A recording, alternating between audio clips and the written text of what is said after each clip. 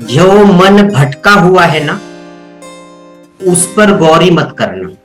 एक नुस्खा बता रहा हूं, क्या करना है, प्रैक्टिकली क्या करना है बता रहा हूं। जो भटका हुआ मन है, जो भटका हुआ समय है, जैसे ध्यान कर रहे हैं और वो सारे भाग ध्यान के समय, जैसे आप 18 मिनट कर रहे हैं, 18 मिनट में पहले 2 मिनट भटका, 3 मिनट भटका, फिर और 2 मिनट भटका, तो वो जो भटका हुआ समय है उसे हटा दे।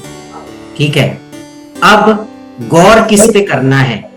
जो मन भटका हुआ नहीं है, जो मन सजग है, भटक जाता है फिर वापिस तो आ ही रहा है ना, वापिस आ रहा है ना, उसे ध्यान पर लगाना है।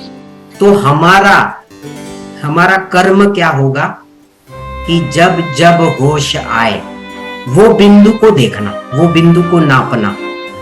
होश कब आया? मन भटका तो ठीक है, वो तो भटकेगा, सबका भटकता है। या तो मन की भटकी हुई अवस्था है या समाधि है, 2 अवस्थाएं हैं। मन विचारों पे है या मन समाधि निर्विचार है।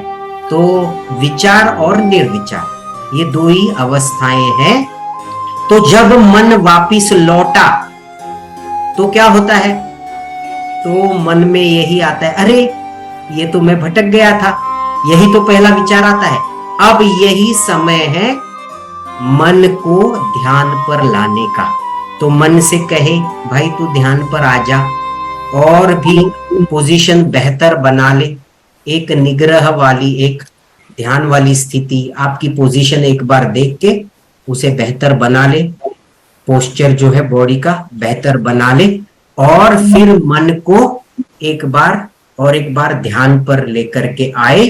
जो आप श्वास देख रहे हैं, दिल की धड़कन देख रहे हैं, हमने 6-7 तरीके देखे, तो या तो आवाजें सुन रहे हैं या बंद आंखों में रोशनी का एहसास है, देख रहे एक बिंदु पर, आंखें बंद कर ली है और जो रोशनी है उसमें एक बिंदु पर फोकस किया। तो बहुत सारी बातें हैं जिस पर हम फोकस कर सकते हैं, जो अच्छा लग रहा है। कभी ऐसा नहीं कि आज ये किया तो कल वो करूं, परसों वो करूं। ये तो हम सीखने के लिए तो सभी सीखेंगे, लेकिन मेरा मार्ग, सही मार्ग क्या है? तो सही मार्ग वो है जो मेरा मार्ग है। अपो दीपो भव, बुद्ध कहते हैं अपो दीपो भव, खुद का मार्ग खुद को ढूंढना है। ये 5, 6, 7, 8 तरीके हमने जाने। मुझे क्या भा रहा है, मुझे क्या पसंद आ रहा है, क्या दिल की धड़कनों पे ध्यान लगाऊं या श्वास पे लगाऊं? जो मन को भा रहा है, धीरे धीरे आपकी जर्नी उस पर फोकस होने लगेगी और वो अच्छी बात है। तो इस समय मन को कहे, अब तू आजा और ध्यान पर विराजमान हो जा। वो हो गया, फिर मन निर्विचार हो गया, फिर पहला श्वास, दूसरा श्वास, तीसरा श्वास, चौथा श्वास, 10, 12, 15 श्वास, फिर वो कब भाग गया समझा ही नहीं।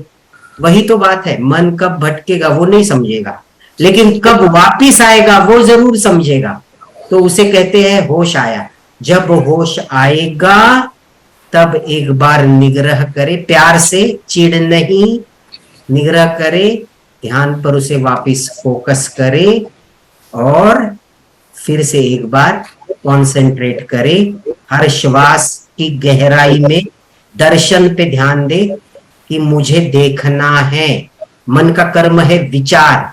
मैं अपने आप को कहता हूं कि अब मैं देखूंगा, मैं कर्म नहीं करूंगा, मेरा कर्म बनेगा देखना। इस प्रकार मन को फोकस करे और एक बार अपने ध्यान पे, या तो वो श्वास, शुद्ध श्वास देख रहे हैं, या दिल की धड़कनें आप देख रहे हैं, या आवाजें सुन रहे हैं, शांति की आवाज सुन रहे हैं, या फिर आंखें बंद करके किसी भी एक बिंदु पर ध्यान लगा दिया, या कौन सा गंध आ रहा है उस पर भी ध्यान लगाया जा सकता है। बहुत सारी चीजों पर आप ध्यान कर सकते हैं, फोकस कर सकते हैं। इस प्रकार से आप करते रहे। जो भी समय आपने सोचा है, 12 मिनट, 15 मिनट, 18 मिनट, अलार्म लगा के बैठे, 18 मिनट उठना नहीं है। 18 मिनट कुछ नहीं करना। ध्यान का अभ्यास का मतलब है कुछ नहीं को ही परस्यू करना है।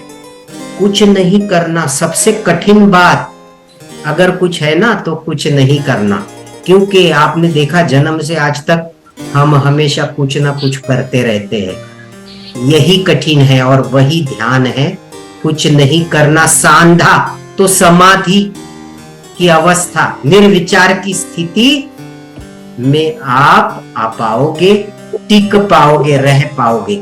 तो यही ध्यान अभ्यास है। मैं रोज 10 मिनट 15 मिनट डिसाइड करके बैठूं कि आज कितना मिनट, एक आध दिन बिजी है 6 मिनट, ठीक है 6 मिनट बैठ गए, 6 मिनट का अलार्म लगा दिया और 6 मिनट मन भागेगा लौट आएगा, उसे ध्यान पे लगाया। यही अभ्यास करते रहे। इससे ही आप धीरे धीरे गहराई में जाएंगे।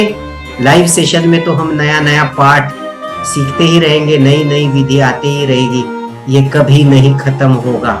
नया नया सीखना, अपने आप को नया रूप अपना देखते रहना, इनोवेट करते रहना, अपने आप को वैल्यू देते रहना, यही तो इस सीखने का तरीका होता है।